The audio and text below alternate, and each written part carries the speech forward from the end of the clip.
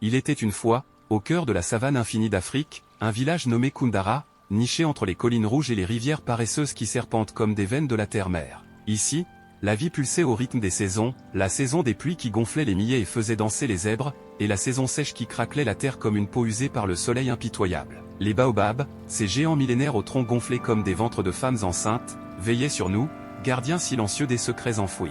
Et sous leurs branches, les acacias ployaient sous le poids des nids d'aigles, tandis que les termitières s'élevaient comme des totems vers le ciel étoilé. Dans ce village, les jours se succédaient comme les perles d'un collier ancestral. Au lever du soleil, les femmes, drapées de pannes colorées aux motifs de soleil et de lion, se regroupaient autour des mortiers. Leurs mains calleuses, marquées par les ans, pilaient le mil avec un rythme hypnotique, le toc-toc-toc, transformant les grains durs en bouillie nourricière pour les petits ventres affamés.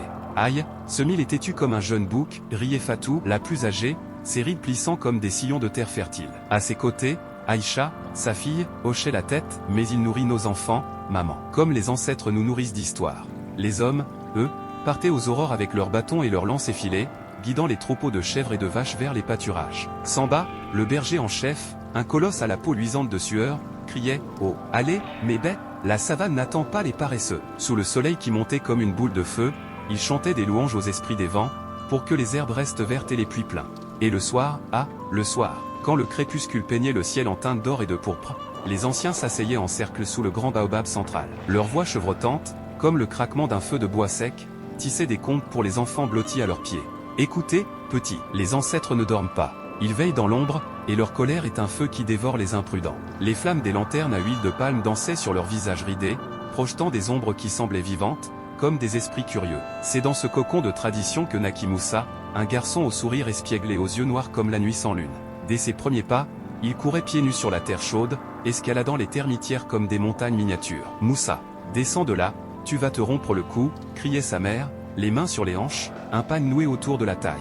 Mais lui, riant aux éclats, répondait « Maman, le monde est fait pour être conquis. Les termites ne mordent pas les cœurs vaillants. » Moussa grandit, vif comme un guépard, curieux comme un singe des galeries forestières. À 5 ans, il posa sa première question interdite, « Papa, pourquoi les étoiles clignotent-elles? Est-ce les ancêtres qui nous font des signes ?»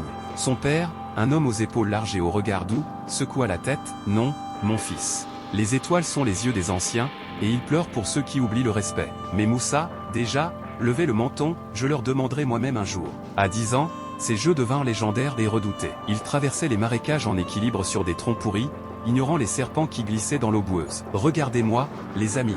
Je suis le roi de la savane, » hurlait-il à ses camarades, qui restaient en retrait, les yeux écarquillés. Une fois, il grimpa si haut dans un baobab que les branches craquèrent sous son poids. « Moussa, les esprits habitent ces arbres. Descends avant qu'ils ne te secouent comme une mangue mûre, » suppliait l'ancien griot, Bakary, assis en bas avec son Cora.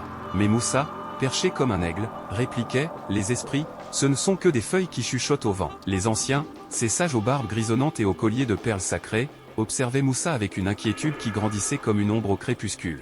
Lors des conseils du village, sous le baobab, il murmurait, « Ce garçon a le feu du lion dans les veines, mais sans la sagesse de la tortue, il se brûlera les ailes. » Bakary, le griot, hochait la tête, « Rappelez-vous l'histoire de Kofi, qui défia le fleuve et fut emporté par ses eaux. L'orgueil est un poison doux, mes frères. » Chaque soir, à la lueur vacillante des lanternes, les anciens répétaient l'avertissement comme un mantra, « Ne t'aventure jamais dans la clairière sacrée, Moussa. Là-bas reposent les ancêtres, dans leur tombe de pierres gravées de symboles oubliés.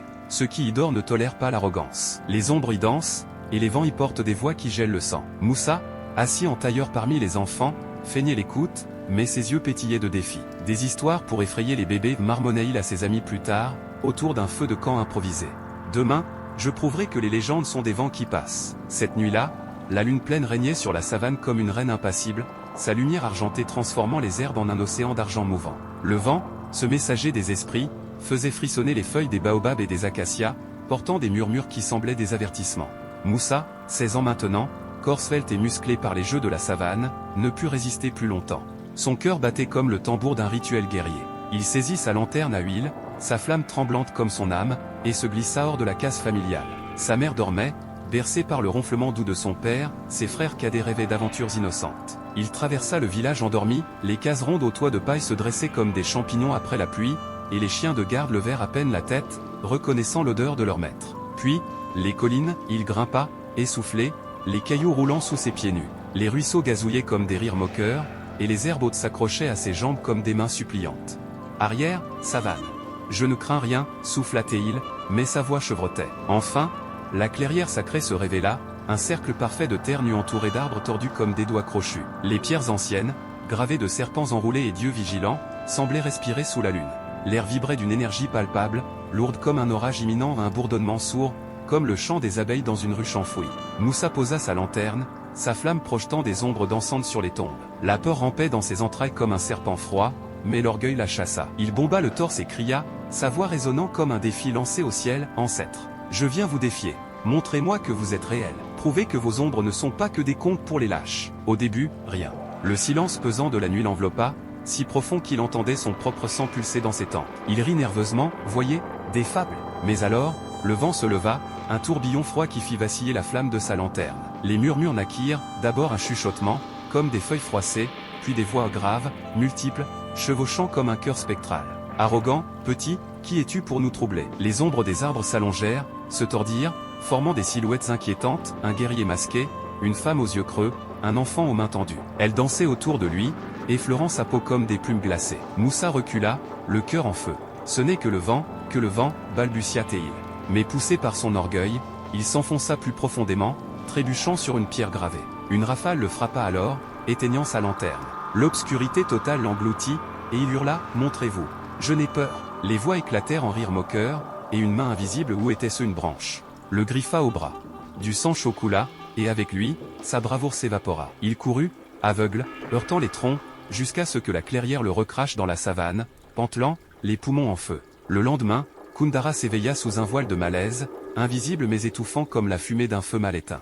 Les coqs chantèrent faux, les oiseaux se turent. Chez Moussa, le malheur frappa comme la foudre. Les récoltes de mil, si fièrement semées, s'embrasèrent dans un incendie mystérieux, des flammes bleues léchant les épis sans vent pour les attiser. Par les ancêtres, c'est une malédiction, hurla le père de Moussa, battant les flammes avec sa tunique. Mais elles renaissaient, plus vives, jusqu'à ce que seules des cendres noircies restent. Les chèvres du troupeau familial tombèrent malades une à une, yeux vitreux, museaux écumants, carcasses raides sous le soleil. Samba, le berger, secoua la tête, jamais vu ça, Moussa. C'est comme si les esprits des bêtes les avaient quittés. Et la nuit, la nuit fut le pire. Des voix sans corps résonnaient dans les cases, un cœur glacial répétant, Moussa, arrogant, paye. Les villageois, terrifiés, se barricadaient, murmurant, il a défié les ancêtres. La clairière ne pardonne pas. Fatou, la voisine, vint frapper à la porte, Moussa, qu'as-tu fait? Nos rêves sont hantés par des ombres qui portent ton nom. Moussa, blotti dans sa natte, tremblait de fièvre. La panique le rongeait comme un termite un tronc. Il pria devant l'autel familial, offrant du tabac et de l'eau pure, pardon, ancêtre. J'étais fou. Mais rien. Les rêves venaient, impitoyables, silhouettes masquées dansant autour de feux verts, visage furieux d'ancêtres aux yeux comme des braises, hurlements portés par un vent qui lacérait son sommeil. Il se réveillait en sueur, criant, assez. J'ai compris. Désespéré, il se traîna aux pieds des anciens, sous le baobab. Bakary, le griot, le fixa longuement, tu as semé le vent de l'orgueil, Moussa. Récoltes-tu la tempête? Les sages délibérèrent, leurs colliers cliquetant comme des os secs. Il y a une chance de rachat, trancha l'aîné, un homme voûté nommé d'en bas. Mais le pardon n'est pas un cadeau. Tu retourneras à la clairière avec humilité. Offre du miel des ruches sacrées, du lait frais des vaches, des fruits du baobab et des graines de mil bénies. Et affronte 3 épreuves, pour que ton esprit plie comme l'herbe sous la pluie. Moussa hocha la tête, les larmes aux yeux, je le jure, grand-père. Plus d'orgueil. La première épreuve, marcher pieds nus sur les pierres brûlantes de la clairière, chauffées par un feu rituel allumé par les anciens. Les pierres, noires et lisses comme des os calcinés, rougeoyaient sous le soleil de midi. Avance, Moussa. Chaque pas est une prière, ordonna Bakary, sa voix comme un fouet. Moussa posa le pied, la douleur explosa, un fer rouge traversant sa chair.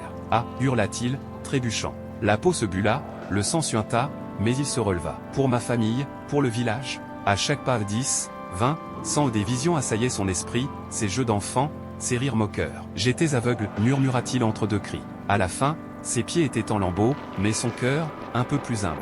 La deuxième épreuve, traverser le fleuve sacré, aux eaux glaciales nourries par les sources des montagnes.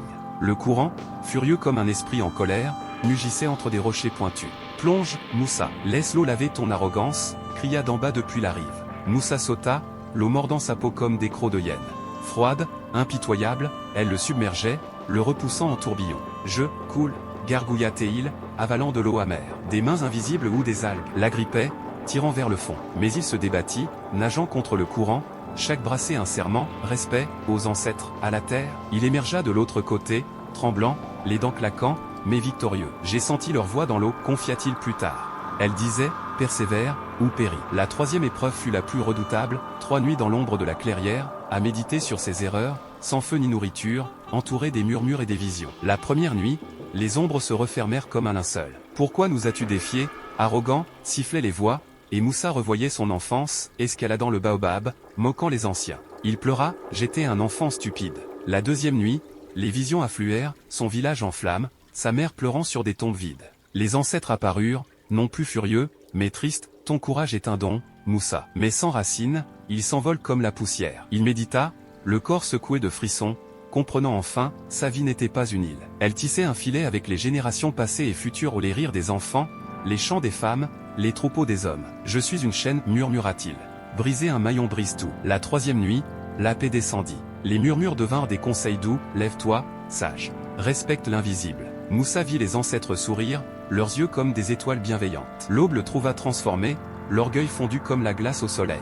Lorsque Moussa émergea, une paix silencieuse envahit la clairière. Les anciens, venus l'accueillir, touchèrent son front, les esprits sont apaisés, mon fils. Lentement, la chance revint, les cendres des récoltes germèrent en millet verdoyants, les chèvres se relevèrent, bondissantes. Le village chanta, et Moussa, désormais un homme respecté, devint gardien des contes. Il garda le secret des visions, mais une phrase resta gravée, les ancêtres pardonnent l'ignorance, jamais l'arrogance. Depuis, à Koundara, l'histoire de Moussa se raconte au coin du feu, un avertissement puissant, le courage est essentiel, mais il doit s'allier au respect des anciens et des forces invisibles.